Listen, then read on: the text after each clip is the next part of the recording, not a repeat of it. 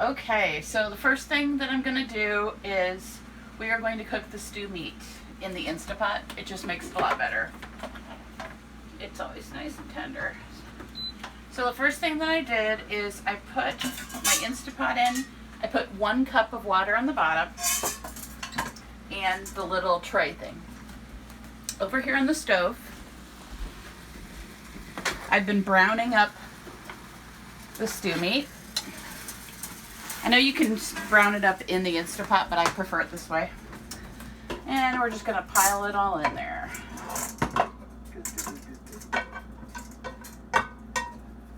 Okay.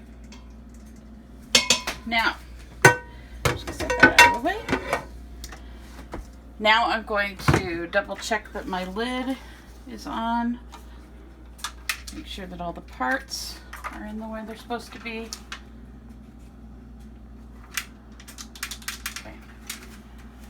Because we don't want an explosion. And then I'm going to pressure cook on high.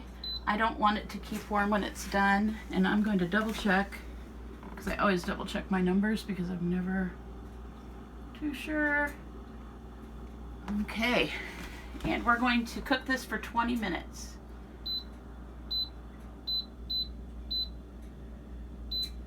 I'm going to leave it on no venting, because when you cook meat like this in the Instapot, if you let it vent right away, it will tighten up the meat. And the reason we're doing this is to make it nice, juicy. And now we're just going to let that cook while we go to the next step.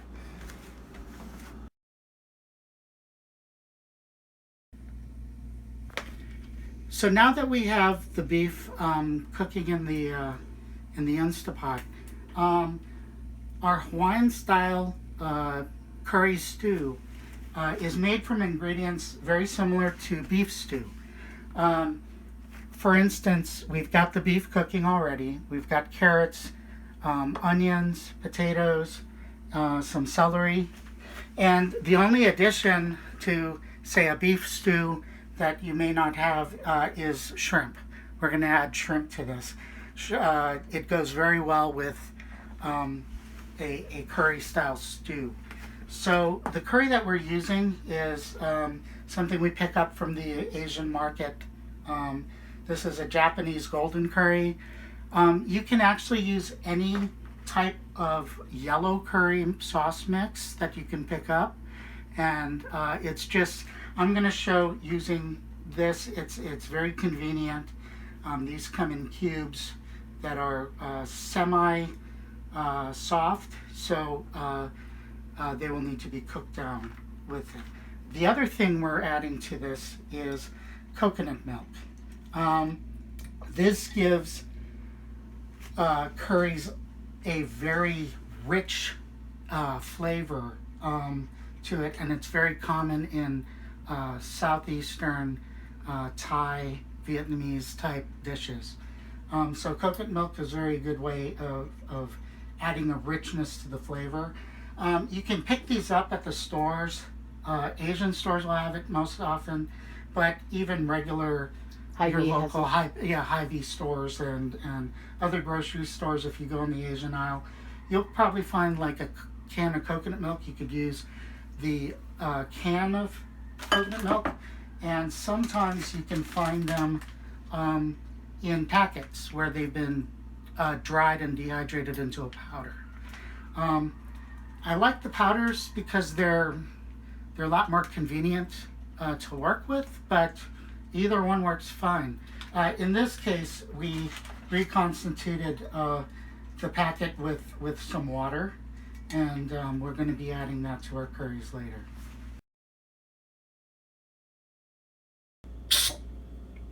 Okay, so the Instapot beef has finished its normal cook cycle. We let it just kind of sit there without venting for about 10 minutes. And then I just hit the venting button until it came to the middle one. This is the natural, or it's the non-quick release. It's kind of like a measured release. It will slowly poof up to release pressure until it is totally done. You need to do this when you're doing any sort of a stew meat, beef, You don't do it with chicken, but you probably do it. I've always done it with pork, because when it slowly releases, the meat doesn't tighten up. The whole point is that we're making the beef just fall apart, delicious. Go. Okay, so the first thing we want to do is go ahead and put a little olive oil in a pan on maybe a medium to medium high, and start sweating the onions.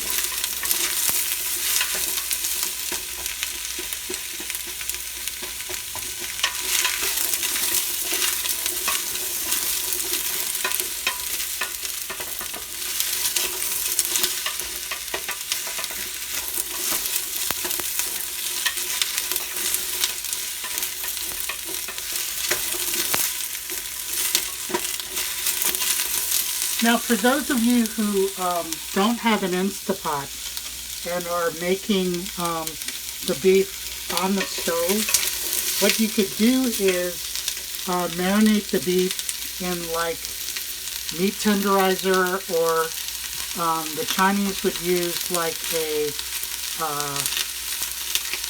baking soda water solution as a meat tenderizer before you start cooking it on the stove. So you can do either one of those methods to tenderize the meat, or you could just use the meat as is. Beef meat tends to be a little on the tough side, so if you have a way of tenderizing it, that's always best. Now, since we have the meat in the Instapot and it's already done, we're not going to add it to our stew right away. So, because that's cooking. So now we come over to the rest of our ingredients. We've got the root vegetables, the celery, and the shrimp. Now, as things cook, root vegetables take a longer time to cook than celery and shrimp.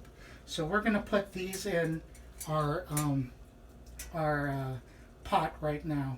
And you can use, we've got some vegetable stock that we're going to use today. You can use chicken stock or beef stock to your taste. It doesn't really matter.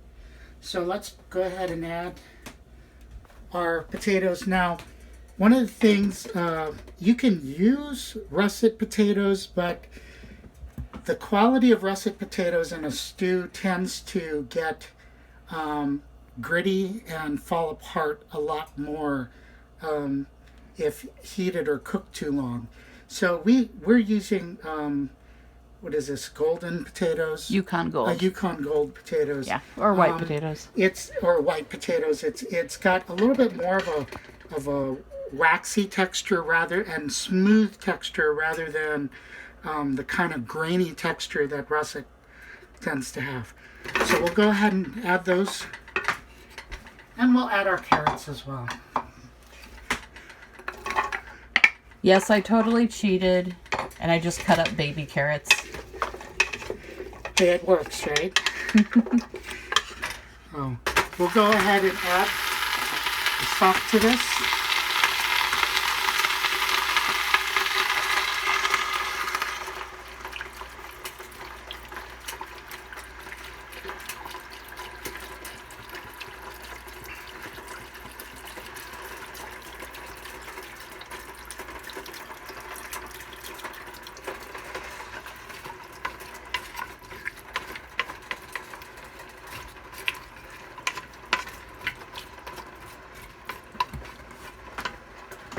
And we'll go ahead and just let this come to a boil on medium to high heat. You could, if you don't have stock, or if you have, like, say, a smaller can of stock, you could use that stock and add water to basically cover the ingredients. Water's okay, just that later on when you taste um, your stew, you want to season appropriately. So we'll wait and come back to this when it's a little farther along. Yeah. Go. So forgive the mismatching lid, but we don't have a lid that fits this pot. So our stock has come to a boil. I decided that I am going to add a little water so that it covers the ingredients a bit more. I'm going to add more than that even.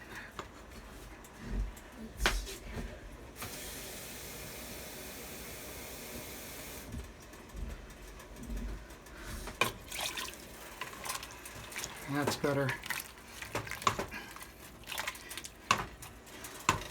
So we'll let this, so it came to a boil, and you don't want to boil it for a long period of time.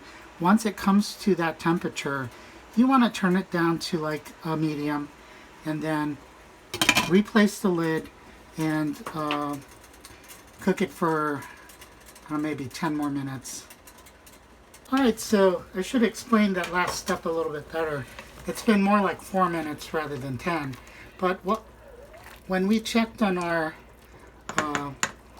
stew before and it was boiling, and I decided I wanted to add more liquid to it, that basically brought the temperature back down. So what we really wanted is to get it up to boiling again. And at this point, this is when I'm going to go ahead and the root vegetables are still going to be cooking. So we're not at the point where, let me get a fork here.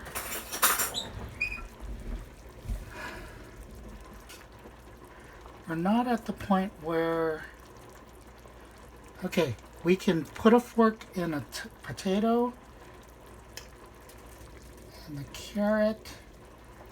It's resistant, but still firm, but you can put a fork in it. At this point, we're going to add the rest of our ingredients except for the shrimp. So the celery needs to cook, and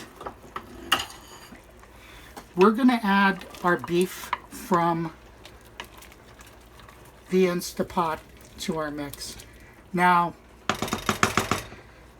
if you guys are making the beef on the stovetop, it would already be in here when we put the root vegetables in.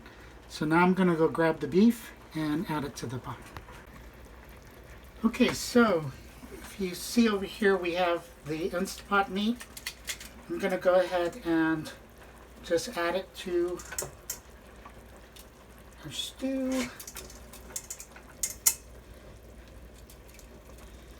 So let's go ahead and remove the little tray that we had in there, the grill. I'm going to set that aside.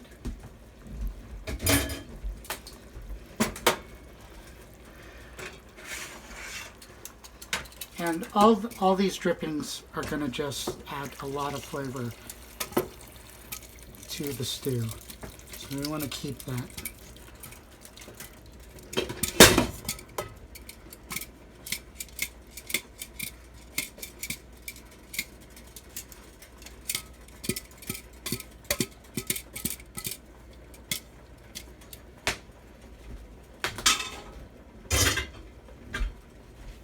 He's just going to pile up the dishes for me for later. Oh, of course.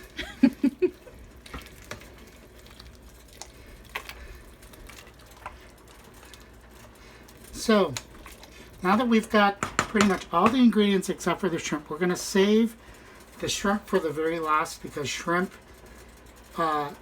takes a very little time to cook, and it is very easy to overcook shrimp. So we don't want to put it in yet. But this is a time, or a great time, to put in the curry. So I'm going to open up one package of the golden curry.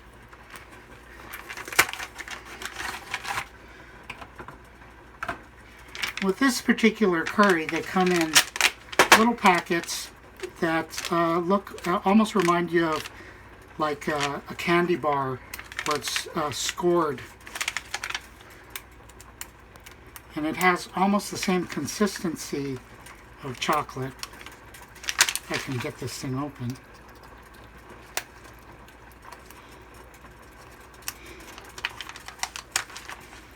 There we go. So what you want to do is basically break it at those squares, those nice little squares, and go ahead and add them to your stew.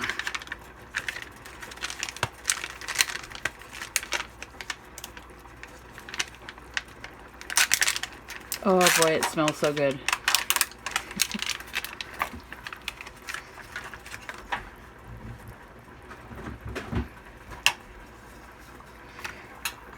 Now, because of the consistency of chocolate, it takes a while for these to kind of dissolve, and you want to basically stir them and dissolve them into the liquid. It'll add quite a bit of thickening to the broth, as you will begin to see here. Oh, that smells awesome. Mm-hmm. I'm so sorry anybody watching this cannot tell how good it smells.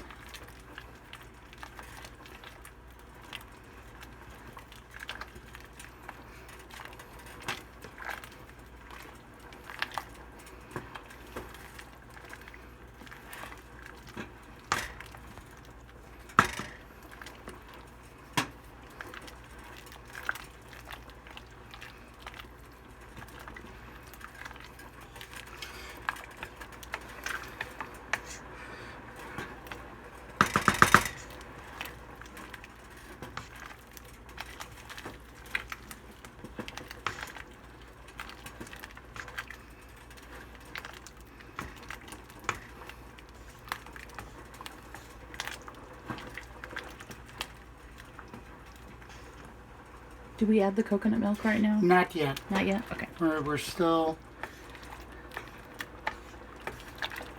So the last two things will be the coconut milk and the shrimp. The reason why we don't want to add the coconut milk too early to the stew is that like butter and other fats, it may break if you cook it too much. So we don't want the coconut milk to break.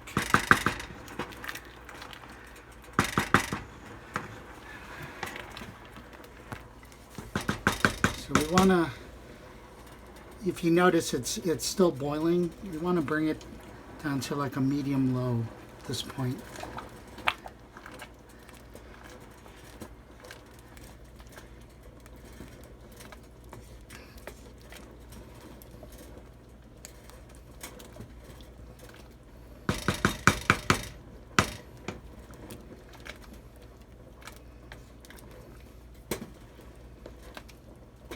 So I'm still stirring to make sure that all the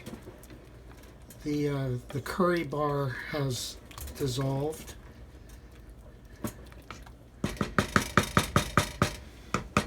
You could definitely see it's thickening.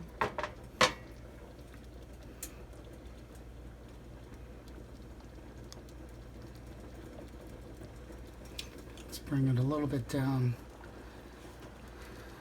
a little bit further, so it's about low.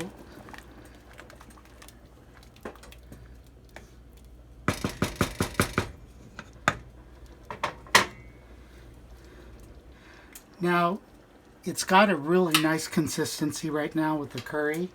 I'm going to go ahead and taste it real quick.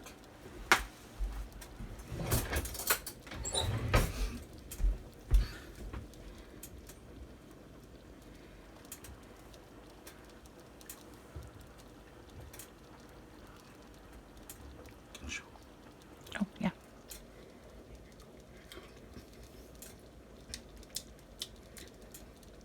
That's awesome. Now, the only thing to make that flavor a little bit better. And this is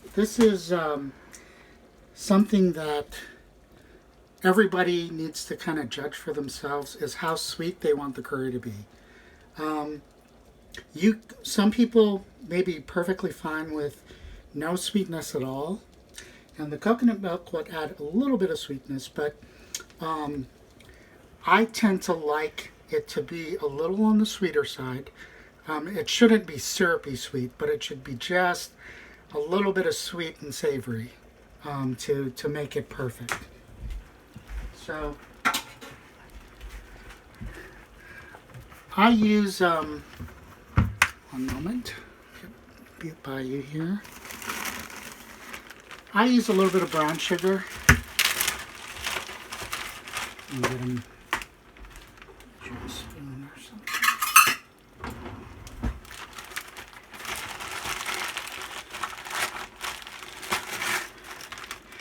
And I like to put in like maybe a fourth to a third cup of brown sugar to this mix. He wasn't packing that, so yeah, it was really not as much as three. It wasn't three. It wasn't a whole like cup of sugar that I put in there. You could use regular sugar. That's fine. So you stir that in. And let's do another taste test here to see how sweet that is.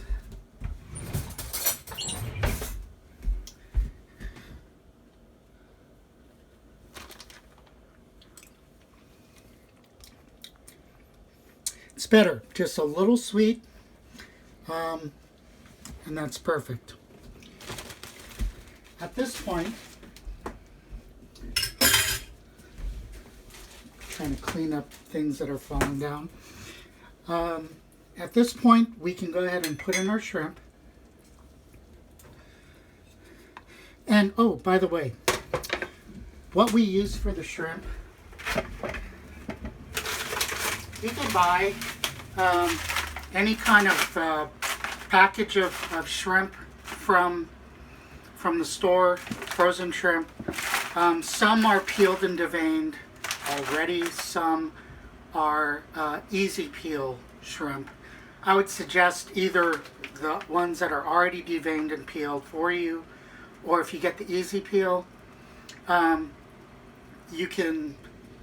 It just makes it a lot easier to clean the shrimp, but you don't want any of the shells on it. And you don't want the pre-cooked shrimp. The pre-cooked shrimp, if you're in a bind and you want to add it, it just won't be as good.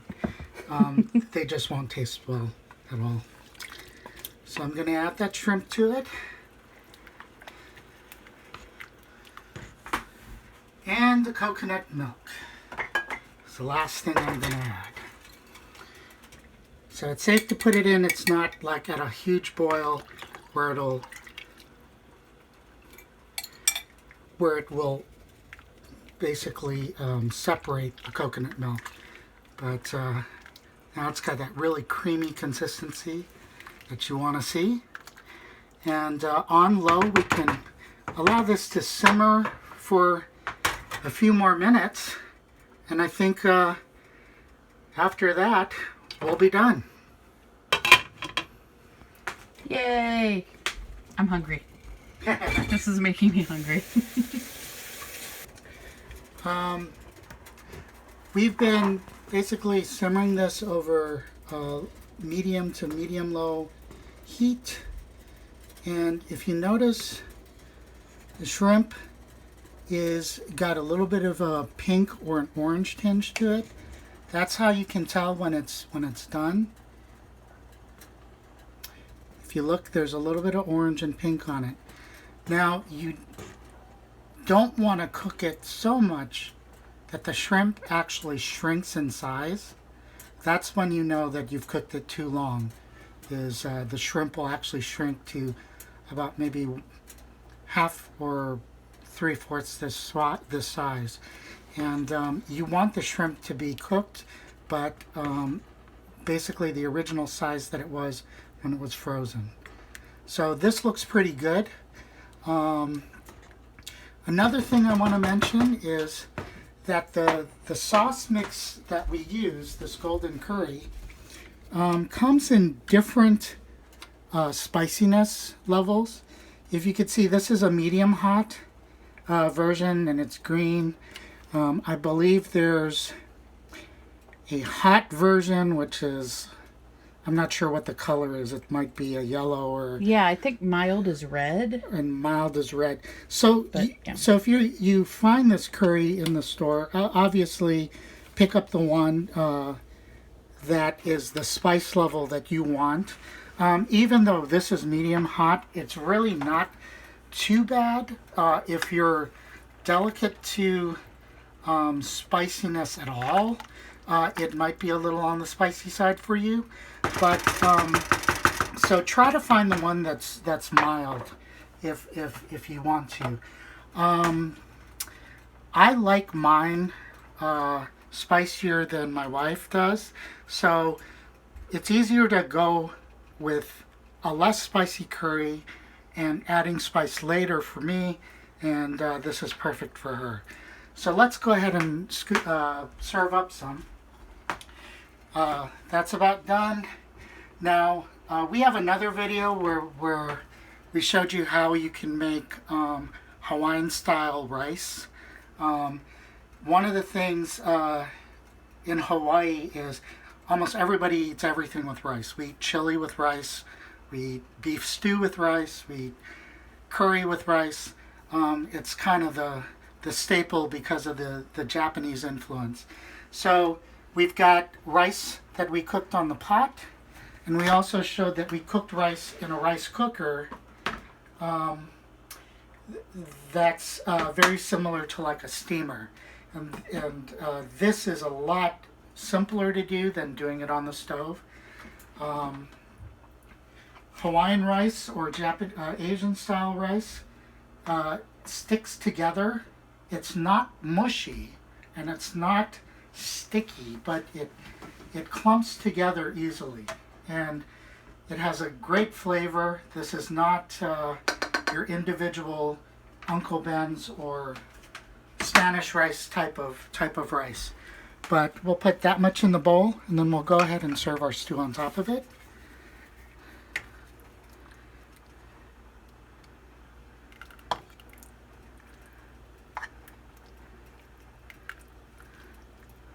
Look at that. Now this is incredible.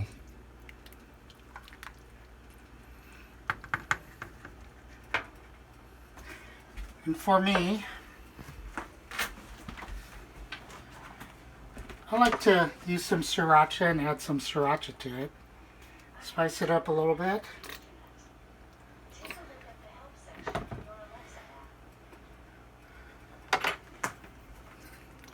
And there you have it.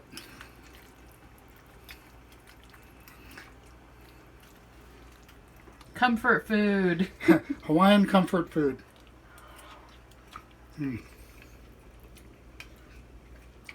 How we say in Hawaii, that's ono. Delicious.